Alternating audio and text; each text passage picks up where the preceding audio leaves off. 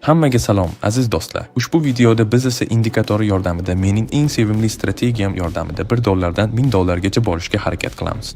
Shunday qilib, ushbu videoni oxirigacha tomosha qiling. Shunda $1 dan $1000 borish mumkinligini bilib olasiz. Shuningdek, siz ushbu strategiya yordamida qanday savdo qilishni va eng yaxshi kirish nuqtalarini qanday topishni o'rganasiz. Ushbu video mening Telegram kanalimdagi $1000 sovg'a o'yinining bir qismidir. Sovrinli o'yinda ishtirok etish uchun siz mening YouTube kanalimga obuna bo'lishingiz, ushbu videoga like bosishingiz va ushbu video ostida istalgan izoh qoldirishingiz kerak. Sovg'a natijalari bir haftadan so'ng mening Telegram kanalimda bo'ladi. Ushbu video ostidagi izohlarda havola. Mana u va men ushbu strategiyadan foydalanib qanday savdo qilishni qisqacha tushuntirib beray. Ya'ni narx haddan tashqari sotib olingan bo'lsa, pastga yo'naltirilgan savdo ochamiz. Agar ortiqcha sotilishga yaqinlashsa, yuqoriga qarab va mening Telegram kanalimni ham unutmang. Men o'z jamoam bilan kundalik savdo sessiyalari hisobotlarini Telegram kanalimda joylashtiraman. Lekin savdo sessiyasining so'nggi hisoboti to'qqizta ijobiy savdo bilan yakunlandi.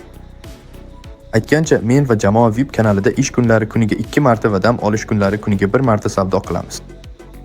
Men shuningdek Telegram kanalimda hayotimni baham ko'raman va muntazam ravishda savdolar o'tkazaman.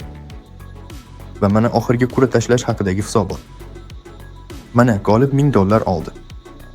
Men shuningdek savdoni yangi boshlovchilar uchun bepul o'quv materiallari yaratdim. Bu shuni anglatadiki, VIP kanal ham, o'quv materiallari ham mutlaqo bepul. Agar siz o'quv materiallari va VIP kanalga kirishni xohlasangiz, shunchaki mening kanalimga kiring, kanalning o'ziga oting va mana mening kontaktim. U yerga menga yozishingiz mumkin. Men sizni butunlay bepul o'quv materiallari va VIP kanalga qo'shib qo'yaman. Savdo ochamiz. Hozir narx haddan tashqari sotib olish darajasiga yaqinlashdi. Shuning uchun 5 soniyalik qisqa savdo qilamiz. Shunday qilib va biz kuzatamiz. Demak, kelishuvimiz yaxshi ketyapti. Qoldi $1.92. Biz darhol savdo hajmini oshiramiz va ikkinchi savdoni pastga tushiramiz. Biz pastga siljishda davom etamiz va shunga mos ravishda ikkinchi kelishuvni ham oldik. Qoldi $3 va 69 sent.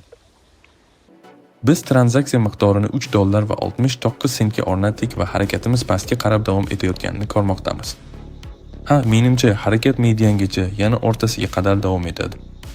Shuning uchun biz yana bir savdoni pastga qarab ochamiz va ko'ramiz. Uchinchi tranzaksiyamiz ham muvaffaqiyatli bo'ldi va balansimiz allaqachon $7 va 8 sentni tashkil etdi. Ajoyib. Biz tranzaksiya miqdorini $7 va 8 sent qilib belgiladik. Shunday qilib va ehtimol valyuta juftligini o'zgartirib, yanada foydali kirish nuqtasini topaylik. Ajoyib. Bu yerda bizning narximiz haddan tashqari sotib olingan darajaga yaqinlashdi va shunga mos ravishda biz pastga yo'naltirilgan savdoni ochamiz. Bizda yana bir kelishuv bor. Qoldiq allaqachon $13.59 sent. Shunday qilib, xullas, narx pastga siljish u yerda davom etdi. Lekin keling, bu yerda pastga tomon yana bir savdo ochaylik. Shunday qilib, biz tranzaksiyamiz amalga oshirilayotganini va qoldiq $26.9 sentni tashkil etayotganini ko'rmoqdamiz. Ajoyib. Biz tranzaksiya miqdorini $26 va 9 sent qilib belgiladik va yana qisqa muddatli savdoni ochdik. Demak, kelishuvimiz yana amalga oshirilmoqda va qoldiq allaqachon $50 ga teng. Ya'ni $1 dan biz allaqachon $50 ga yetdik. Bu allaqachon ajoyib natija. Shunday qilib, biz savdo sessiyamizni davom ettiramiz va pastga yo'naltirilgan savdoni ochamiz. Bizning pastga siljishimiz davom etmoqda va kelishuvimiz yana kuchga kirmoqda. Balans allaqachon $96 ni tashkil etadi. Endi savdo summasini $96 qilib belgilaymiz. Lekin aziz do'stlar, darhol aytib o'taman. Hozir savdoni ochaman, lekin shuni darhol ta'kidlayman. Hech qachon butun depozitingizni bitta savdoga tikmang, chunki bu juda xavfli. Depozitingizning maksimal 1% dan 5% gacha bo'lgan qismini savdongizga qo'yishingiz mumkin, ammo depozitingizning to'liq miqdoriga emas.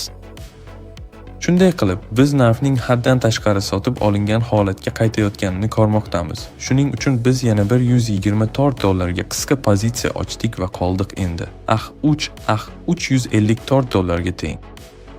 Ajoyib. Shunday qilib, xullas. Biz tranzaksiya miqdorini $354 qilib belgiladik va ko'ramiz. Endi bizda ajoyib kirish nuqtasi bor. Endi biz biroz kutishimiz kerak. Ajoyib. Harakat pastga qarab teskari yo'nalishda harakatlana boshladi. Shuning uchun biz savdosini ochishimiz mumkin. Xo'sh, ko'rib chiqaylik. va kelishuvimiz yaxshi ketmoqda. Qoldiq allaqachon $680 va 70 sent. Biz deyarli $1 dan $1000 gacha ko'tarildik. Shunday qilib, bizning harakatimiz pastga qarab davom etadi. Shunday qilib. Xo'sh, keling, bitim miqdorini $680 qilib belgilaylik.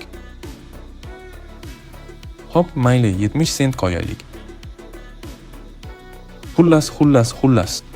Keling, valyuta juftligini o'zgartirib, yanada foydali kirish nuqtasini topaylik. Va mana yaxshi lahza. Narx haddan tashqari sotib olingan darajaga yaqinlashdi va shunga mos ravishda siz pastga qarab savdo ochishingiz mumkin. Hop, biroz kutib turaylik. Hop, ajoyib. Biz $680 ga pasayish uchun bitim ochdik va bitim muvaffaqiyatli yakunlandi va bizning balansimiz allaqachon $3366 ni tashkil etdi. $1306 uzr. Shunday qilib, bizning pastga siljishimiz davom etmoqda. Shuning uchun biz yana savdosini ochamiz. Hozir kerak bo'ladi. Ajoyib. Natijani mustahkamlash uchun yana bir bor pastga qarab savdo qilamiz. Holdigimiz $2509 bo'ldi. Zo'r. Hozircha shu do'stlar. Rahmat. Kanalga obuna bo'ling, like bosing va barchaga xayr.